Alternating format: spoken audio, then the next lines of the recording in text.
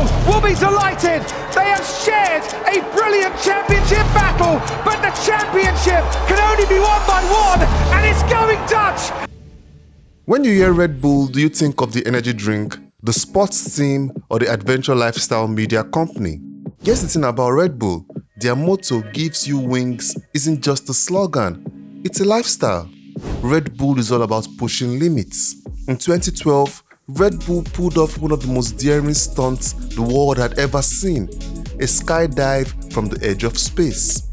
With Austrian skydiver and base jumper Felix Baumgartner at the helm, Red Bull went where no brand had gone before. On October 14, 2012, Felix ascended to a height of 128,100 feet, about 24 miles above the Earth's surface, officially setting the record for the highest skydive in history. During his descent, Felix broke the sound barrier, reaching speeds of 843.6 miles per hour. He became the first human to break the speed of sound in freefall, a milestone that captured the attention of viewers worldwide. The world watched as Red Bull live-streamed the jump on YouTube, setting a record with over 8 million concurrent viewers tuning in live. Red Bull's space jump became one of the most watched live events in internet history. Red Bull set a new standard for what brands could do. Over the years, Red Bull has created a brand that makes your average energy drink look, well, pretty average. And it's working. Red Bull dominates the energy drink market, outpacing competitors by a mile. Last I checked, they held around 40% of the market, crushing other brands.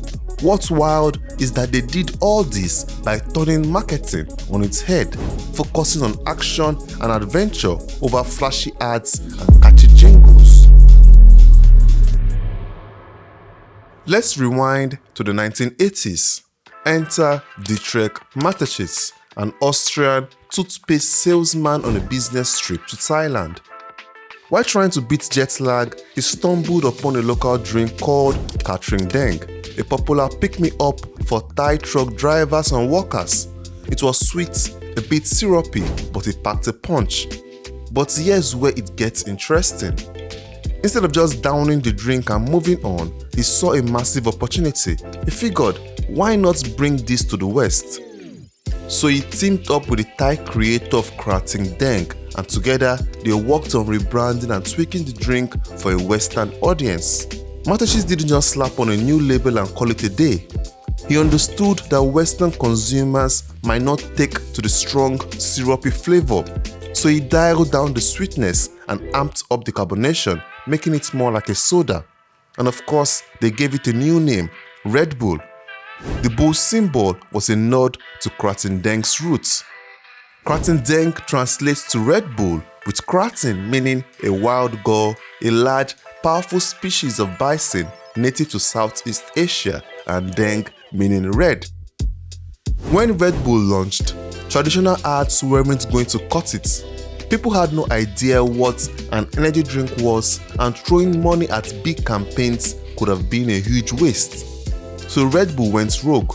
Their strategy: get the drink into the hands of people who needed it most and create an experience around it. Red Bull went all in on guerrilla marketing, showing up at universities with something you couldn't miss: a fleet of tiny Red Bull branded Mini Coopers with giant cans strapped to the roof.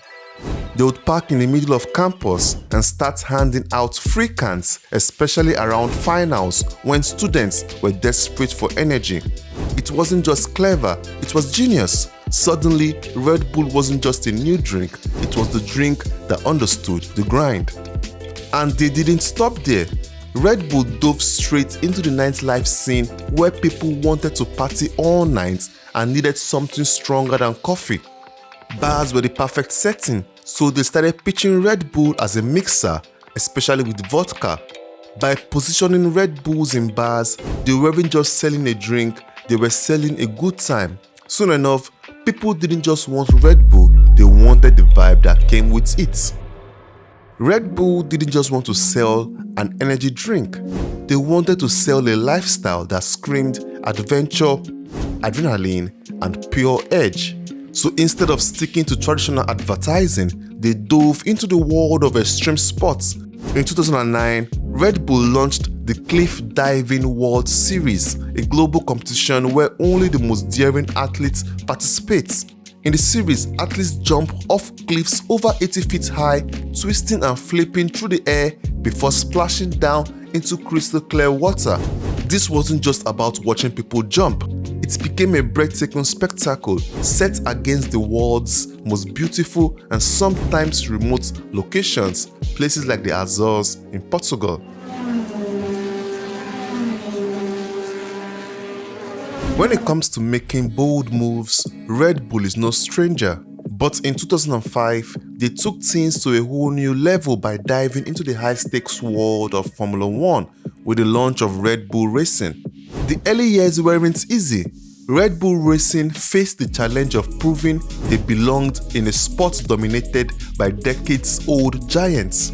By 2010, the team hit its stride, winning its first Constructors' Championships and Drivers' Championships with Sebastian Vettel at the wheel. F1's global reach helped Red Bull cement its brand as more than just a product, it became a lifestyle. Red Bull didn't just stop at selling energy drinks or sponsoring wild events. They set out to own the entire adventure lifestyle. And the way they did that was by creating a full-blown media empire, Red Bull Media House. Instead of just sticking their logos on athletes and events, they became the storytellers, producing high-quality content that captured the intensity of their brand. Red Bull Media House wasn't about traditional ads. It was about creating real entertainment that was exciting, beautifully shot, and genuinely worth watching.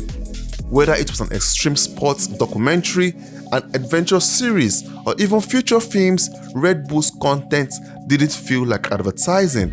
It felt like pure adrenaline-packed entertainment. At the end of the day, Red Bull didn't just create an energy drink. They invented cool.